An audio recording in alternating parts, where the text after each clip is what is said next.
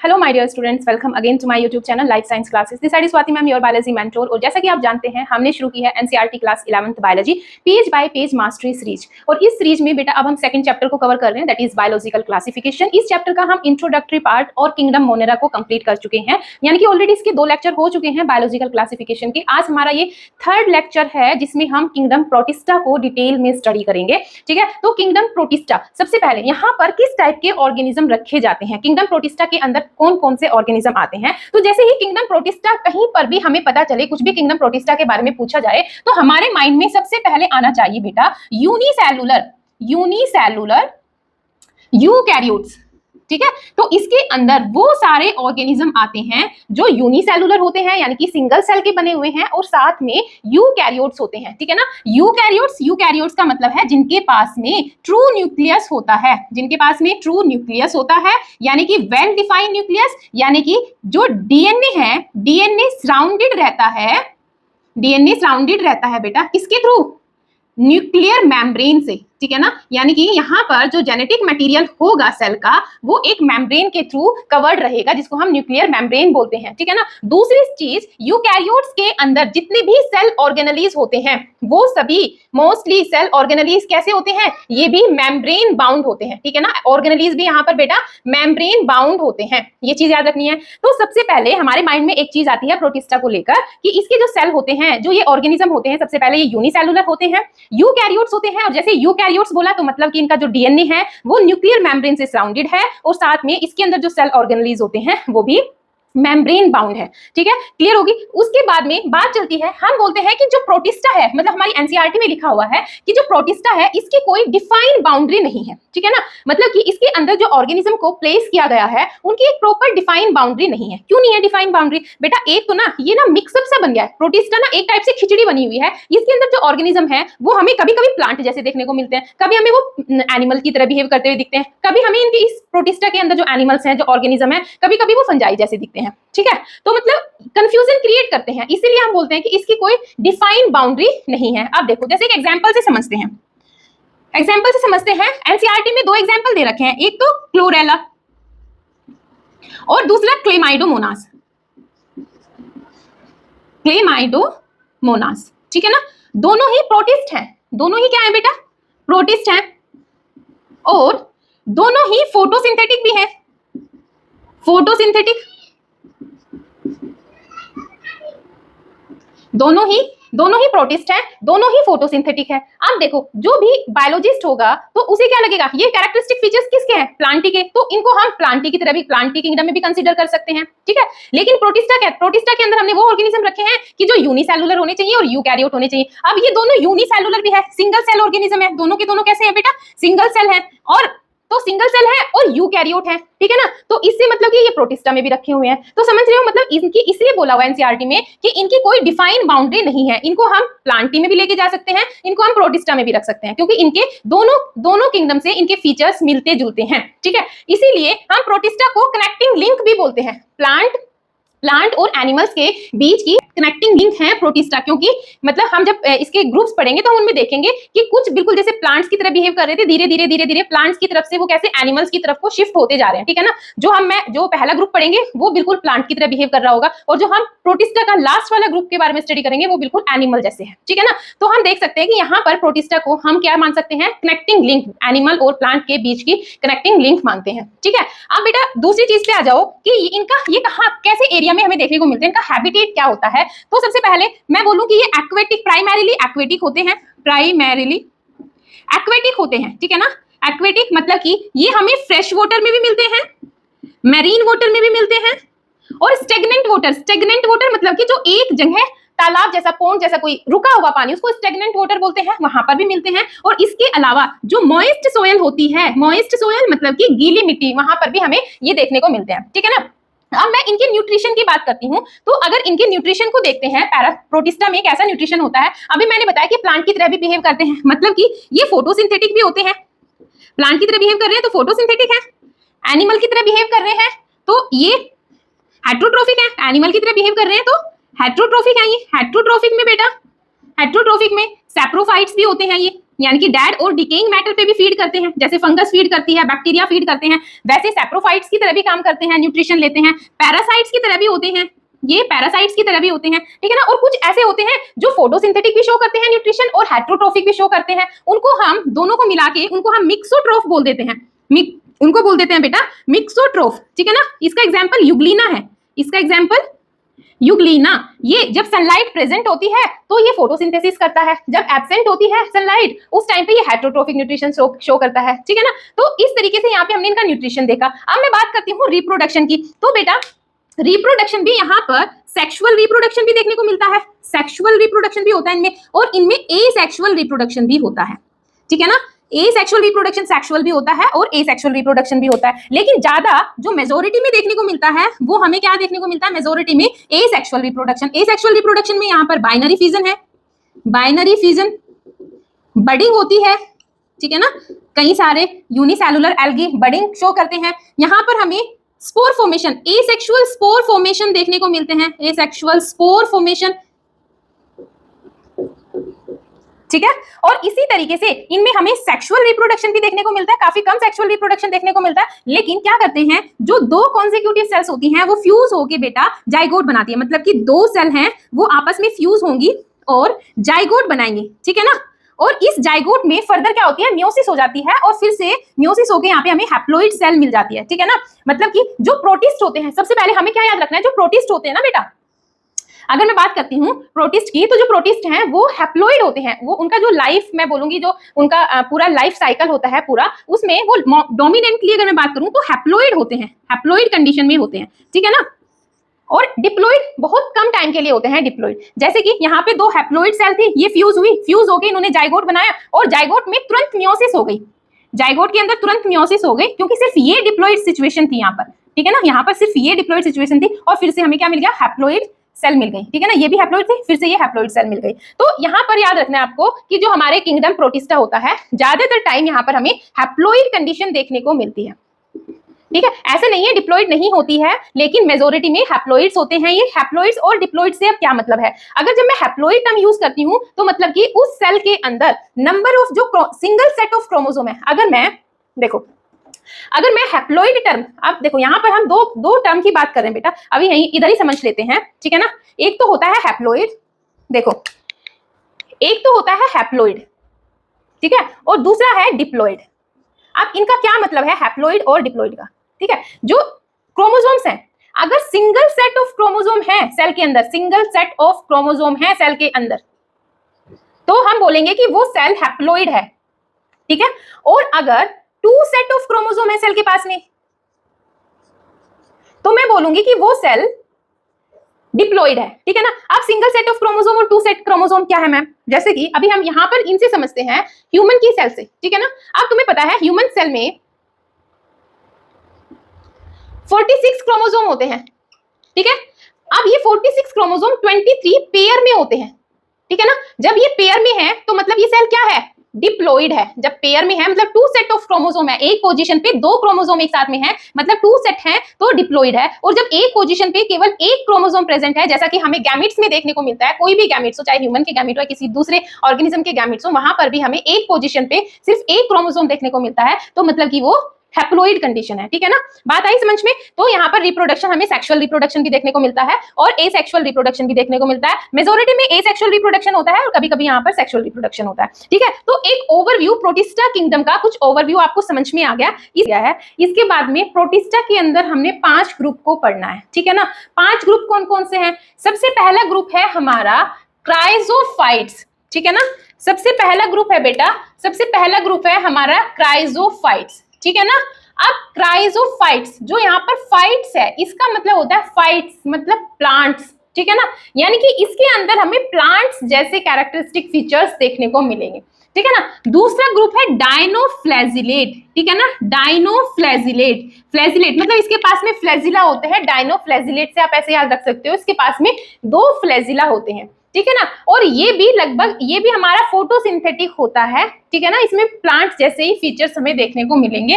उसके बाद में यूग्लेनॉइड, नेक्स्ट है बेटा हमारा यूग्लेनॉइड, ठीक है ना। ये थोड़ा सा मतलब हम कुछ इस तरीके से समझ सकते हैं कि इधर हमारे प्लांट जैसे फीचर्स हैं और वो धीरे धीरे कन्वर्ट होते जा रहे हैं एनिमल्स लाइक फीचर्स में, ठीक है ना। तो यहाँ पे ये मिक्सोट्रोफ है, इसमें हमें फोटोसिंथेटिक और यहाँ पर हमें हेट्रोट्रोफिक दोनों टाइप का न्यूट्रिशन देखने को मिलता है, ठीक है। स्लाइम मोल्ड्स, देखो ये इसमें हमें फंगस जैसे कैरेक्टर्स देखने को मिलते हैं। मोल्ड्स का ये मतलब क्या होता है, फंगस, ठीक है ना। स्लाइम मोल्ड्स, यहाँ पे हमें फंगस जैसे, यानी मैंने बोला ना कि जो प्रोटिस्टा होते हैं वो प्लांट लाइक भी होते हैं, फंगस लाइक भी होते हैं और एनिमल्स लाइक भी होते हैं। और नेक्स्ट हम जो ग्रुप पढ़ेंगे वो है प्रोटोजोन्स। अब प्रोटोजोन्स में क्या है, प्रोटोजोन्स, जोन्स का मतलब होता है, जोन्स मतलब यहाँ पर एनिमल्स की बात हो रही है, ठीक है ना। प्रोटोजोन्स, और प्रोटो का मतलब भी प्रिमिटिव होता है, यानी कि प्रिमिटिव टाइप ऑफ एनिमल्स, यानी कि यहाँ पर जो ऑर्गेनिज्म होंगे उनके ज्यादा से ज्यादा कैरेक्टरिस्टिक फीचर्स हमें एनिमल से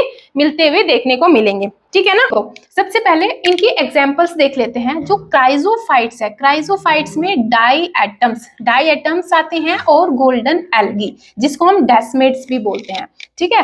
अब एक एक को पूरा हम पढ़ेंगे या फिर कंपैरिजन के साथ में पढ़ सकते हैं। क्राइजोफाइट्स मतलब कि डायटम्स, इसके एग्जांपल याद रखना, क्राइजोफाइट्स के एग्जांपल होते हैं डायटम्स एंड गोल्डन एल्गी। तो गोल्डन एल्गी को हम डेस्मेट्स भी बोलते हैं, ठीक है ना। डायनोफ्लैजिलेट का एग्जांपल है गोनिओलेक्स, ये नाम याद रखना, ये एक रेड डायनोफ्लैजिलेट है, ठीक है ना, रेड डायनोफ्लैजिलेट, ठीक है ना। और जब ये बहुत ज्यादा ग्रो कर जाता है, रैपिडली ये ग्रो करता है, तो फिर हमें जब सी के अंदर रेड टाइड देखने को मिलती है, ठीक है ना, जो रेड कलर दिखाई देता है, या रेड टाइड ओशियन के अंदर हमें दिखाई देती है, तो वो इसी की वजह से दिखती है, रेड डायनोफ्लैजिलेट, जिसका नाम क्या है, गोनिओलेक्स, ठीक है। जो डायनोफ्लैजिलेट होते हैं बेटा वो और भी डिफरेंट कलर के होते हैं, जैसे कि येलो, ग्रीन, ब्राउन, ब्लू, ठीक है ना, और रेड का मैंने बता दिया। उसके बाद में युग्लिनोइड है, इसका एग्जांपल युग्लिना है, युग्लिनोइड का एग्जांपल युग्लिना है, ठीक है ना। स्लाइम मोल्ड का एग्जांपल हमारी एनसीईआरटी में नहीं दे रखा है, लेकिन वहां पर प्लाज्मोडियम स्लाइम मोल्ड दे रखा है, ठीक है ना, प्लाज्मोडियम स्लाइम मोल्ड। ये होता है बेटा फाइसेरम पॉलीसिफेलम एक प्लाज्मोडियल स्लाइम मोल्ड ही है। अगर आप याद रख सकते हो तो रख लेना, वैसे कोई जरूरी नहीं है, ठीक है। और उसके बाद में प्रोटोजोन्स जो हैं, प्रोटोजोन्स हमारे चार डिफरेंट टाइप के प्रोटोजोन्स होते हैं। एक होते हैं अमीबोइड प्रोटोजोन्स, दूसरे होते हैं फ्लैजिलेटेड प्रोटोजोन्स, तीसरे सीलिएटेड प्रोटोजोन्स, और लास्ट है हमारे स्पोरोजोन्स। अब इनके एग्जांपल देख लेते हैं। अमीबोइड प्रोटोजोन्स में अमीबा आता है, फ्लैजिलेटेड प्रोटोजोन्स में ट्राइपेनोसोमा आता है, जो कि एक डिजीज कोज करता है, स्लीपिंग सिकनेस, ठीक है। उसके बाद में सीलिएटेड में पैरामीशियम आता है, और स्पोरोजोन्स में प्लाज्मोडियम, जो कि मलेरियल पैरासाइट है, एक प्लाज्मोडियम फैल्सिपेरम, ये कौन सा है हमारा, स्पोरोजोन्स प्रोटोजोन है, ठीक है। यहां तक बात आई समझ में। उसके बाद में बेटा देखो, अगर मैं क्राइजोफाइट्स की बात करती हूँ तो ये फ्रेश वाटर में मिलते हैं और मैरीन वाटर दोनों में मिलते हैं। क्राइजोफाइट्स फ्रेश वाटर और मैरीन वाटर दोनों में मिलते हैं। फोटोसिंथेटिक होते हैं, इनके ऊपर जो इनकी सेल वॉल होती है वो ओवरलैपिंग होती है। किस तरीके से, जैसे सोप बॉक्स होता है, साबुनदानी जो होती है उसके जैसे होती है ओवरलैपिंग, मतलब जैसे कि यहाँ पे मैंने डायग्राम ड्रॉ किया है, इस तरीके से एक ये और दूसरी इसको ओवरलैप कर रही है इस तरीके से, ठीक है ना। और ये स्लीका, इसके ऊपर बेटा स्लीका की वो होते हैं, इसके जो सेल वॉल है, सेल वॉल के ऊपर स्लीका प्रेजेंट होते हैं, ठीक है ना। और डिकम्पोज नहीं होता है, इंडेस्ट्रक्टिबल होता है। इसकी वजह से जैसे जैसे जो डायटम्स हैं इनकी डेथ होती जाती है, तो मिलियंस ऑफ ईयर में क्या हुआ कि जो ओशियन के नीचे है वो वहां पर डाइएटोमियस अर्थ प्रिपेयर हो गई, ठीक है ना, पूरी उस पे वहां पे जो स्लीका की इनकी जो सेल वॉल थी वो इकट्ठी होती गई, एक्यूमुलेट होती गई, और वहां पे जो अब नीचे बॉटम में जो मिलता है उस मिट्टी को, उस एक्यूमुलेटेड सोयल को हम क्या बोलते हैं, डाइएटोमियस अर्थ बोलते हैं, ठीक है ना। स्लीका ग्रीटी होती है, स्लीका कैसी होती है, ग्रीटी होती है, यानी कि खुरदरी सी होती है। वजह से हम इससे पॉलिशिंग में से हम यूज करते हैं इसका, और फिल्ट्रेशन में यूज करते हैं ऑयल और सिरप के। इसके अलावा जो डायटम्स हैं वो ओशियन में चीफ प्रोड्यूसर्स होते हैं, मतलब सबसे मेन प्रोड्यूसर्स क्या है यहाँ पर, डायटम्स ही हैं, क्योंकि मैंने बोला कि जो डायटम्स हैं बेटा वो कैसे होते हैं, हमारे फोटोसिंथेटिक होते हैं, ठीक है ना, फोटोसिंथेटिक। ये कैसे होते हैं बेटा, फोटोसिंथेटिक होते हैं, ठीक है, यहाँ पर लिखा है फोटोसिंथेटिक होते हैं, तो ओशन में इनका मेजर ये चीफ प्रोड्यूसर्स होते हैं, सबसे मेन प्रोड्यूसर्स यही होते हैं। इनको हम फाइटोप्लैंक्टन भी बोलते हैं, फाइटोप्लैंक्टन भी इनको हम बोलते हैं। उसके बाद में अब आते हैं डायनोफ्लैजिलेट। डायनोफ्लैजिलेट का एग्जांपल हमने पढ़ लिया है गोनी एलिक्स, जो कि एक रेड डायनोफ्लैजिलेट है, ठीक है ना। ये हमें सिर्फ मैरीन वाटर में मिलते हैं, ये भी फोटोसिंथेटिक होते हैं। जो इनकी सेल वॉल होती है वो सेलुलोज की बनी हुई है, ठीक है ना। जैसे कि डायनोफ्लैजिलेट यानी कि इसके पास दो फ्लैजिला होते हैं। जो दो फ्लैजिला होते हैं बेटा, इनमें एक लॉन्गिट्यूडनल होता है और एक ट्रांसवर्स होता है, ठीक है ना। एक फ्लैजिला लॉन्गिट्यूडनल होता है और एक ट्रांसवर्स होता है। जैसे इससे जो हमारे डायनोफ्लैजिलेट होते हैं ये टॉक्सिन्स रिलीज करते हैं वाटर में, और जिसकी वजह से वहां पर जो दूसरे एक्वेटिक एनिमल हैं वो इस टॉक्सिन्स की वजह से वहां पर सफर करते हैं, ठीक है। तीसरा हमारा ग्रुप है यूग्लिनॉइड। यूग्लिनॉइड में यूग्लिना आता है, ठीक है ना। यूग्लिनॉइड में इसका एग्जांपल हमने यूग्लिना पढ़ा। ये स्टेगनेंट वाटर में मिलता है। स्टेगनेंट वाटर मतलब कि एक जगह ठहरा हुआ पानी, रुका हुआ पानी, स्टेगनेंट वाटर में मिलता है। ये मिक्सोट्रोफ होते हैं। मिक्सोट्रोफ यानी कि ये ऑटोट्रोफिक भी होते हैं और हेट्रोट्रोफिक भी होते हैं। कैसे? जब तक सनलाइट प्रेजेंट है, जब तक इनको सनलाइट मिल रही है तो बेटा ये फोटोसिंथेसिस करता है मजे से, और जैसे ही सनलाइट गई तो उस टाइम पे फिर ये हेट्रोट्रोफिक न्यूट्रिशन शो करता है, ठीक है ना। जैसे ही सनलाइट गई तो अब ये दूसरों के ऊपर डिपेंड हो जाता है, अपने खाने के लिए दूसरों के ऊपर डिपेंडेंट हो जाता है, ठीक है ना। तो इसलिए हम इनको क्या बोलते हैं, यूग्लिना को, और जो यूग्लिनॉइड होते हैं ये हमारे मिक्सोट्रोफ है, ठीक है ना।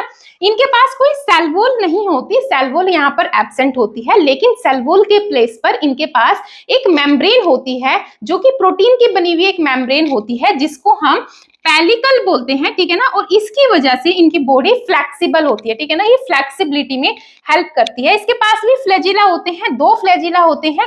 एक काफी लंबा फ्लैजिला होता है और एक छोटा फ्लैजिला होता है, जैसा कि आप डायग्राम में देख रहे हैं। एक फ्लैजिला काफी लंबा है और दूसरा ऊपर साइड में छोटा सा हमें शॉर्ट फ्लैजिला दिखाई दे रहा है, ठीक है ना। उसके बाद में हम बात करते हैं स्लाइम मोल्ड की। स्लाइम मोल्ड में मैंने जैसे आपको बताया कि स्लाइम मोल्ड में बेटा इसमें इसका एग्जाम्पल एनसीईआरटी में नहीं दे रखा है, लेकिन प्लाज्मोडियम स्लाइम मोल्ड की यहाँ पर बात हुई है। प्लाज्मोडियल स्लाइम मोल्ड। फाइसेरम पॉलीसिफेलम। फाइसेरम पॉलीसिफेलम एक प्लाज्मोडियल स्लाइम मोल्ड ही है। सबसे पहले तो यहाँ पे बेटा आपको कंफ्यूज नहीं करना है, जो वहां पर प्लाज्मोडियम है और यहाँ पर जो प्लाज्मोडियम है ये दोनों डिफरेंट हैं। वो प्रोटोजोन है एक, ठीक है ना। वो एक पैरासाइट है, मलेरियल पैरासाइट है, ठीक है ना। यहाँ पर हम प्लाज्मोडियम इसलिए बोल रहे हैं क्योंकि प्लाज्मोडियम का मतलब होता है कि एक लार्ज अमीबोइड मास, मतलब कि वो क्या हो रहा है, एक लार्ज मास हो गया इकट्ठा, और उसमें अब क्या हो रहा है, उसमें सिर्फ न्यूक्लियस डिवाइड हो रहे हैं, साइटोप्लाज्म में डिवीजन नहीं हो रहा है, और वो इकट्ठा होते जा रहा है इस तरीके से, ठीक है ना। तो ऐसे पूरा एक अमीबोइड मास इकट्ठा हो जाता है यहाँ पे स्लाइम मोल्ड का, ठीक है। उसलिए यहाँ पे प्लाज्मोडियम वर्ड यूज किया है, ठीक है। तो और ये प्लाज्मोडियम वाली कंडीशन में तब आते हैं स्लाइम मोल्ड जब फेवरेबल कंडीशन होती है। तो फेवरेबल कंडीशन के टाइम पर ये प्लाज्मोडियम वाली सिचुएशन कंडीशन में होते हैं, फॉर्मेट में एक तरीके से हम बोल सकते हैं, ठीक है ना। और जैसे ही अनफेवरेबल कंडीशन आती है तो तुरंत ये प्लाज्मोडियम है डिफरेंशिएट कर जाता है और ये स्पोर फॉर्मेशन करने लगते हैं, ठीक है ना। स्पोर फॉर्मेशन कर लेते हैं। अच्छा, और यहाँ पर भी बेटा इनके सबसे पहले इनके पास में जो इनका न्यूट्रिशन होता है ये सैप्रोफाइट होते हैं, ठीक है ना। सैप्रोफाइट है यानी कि डेड और डिकेइंग मैटर के ऊपर फीड करेंगे, यानी कि डिकेइंग वुड हो, लीफ हो, या फिर हमें वेट सोइल में देखने को मिलते हैं।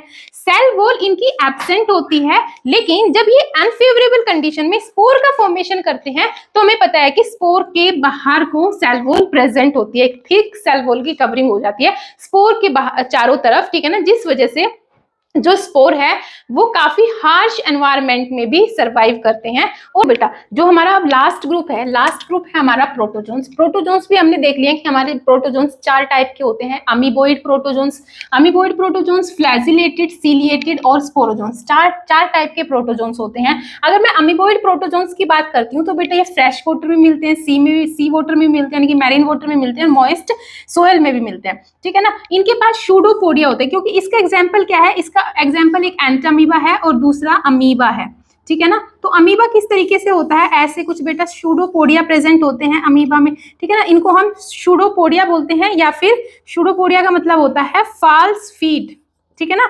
इन फॉल्स फीट की हेल्प से ही ये अपने फूड को कैप्चर करते हैं और इन्हीं की मदद से ये मूवमेंट करते हैं, ठीक है ना। तो और जो अमीबोइड प्रोटोजोन्स बेटा मैरीन वाटर में रहते हैं, उनकी सरफेस पे सिलिका शेल्स प्रेजेंट होते हैं। इसका एग्जांपल है एंटामीबा। एंटामीबा हमें मैरीन वाटर में मिलता है और इसकी सरफेस पर हमें सिलिका के सेल्स देखने को मिलेंगे, ठीक है। अमीबा हमें फ्रेश वाटर में मिलता है, ठीक है, याद रहेगा। उसके बाद में जो फ्लैजिलेटेड है, फ्लैजिलेटेड यानी कि जिनके ऊपर फ्लैजिला प्रेजेंट है, ये या तो फ्री लिविंग होते हैं या फिर पैरासाइट्स भी होते हैं, ठीक है ना।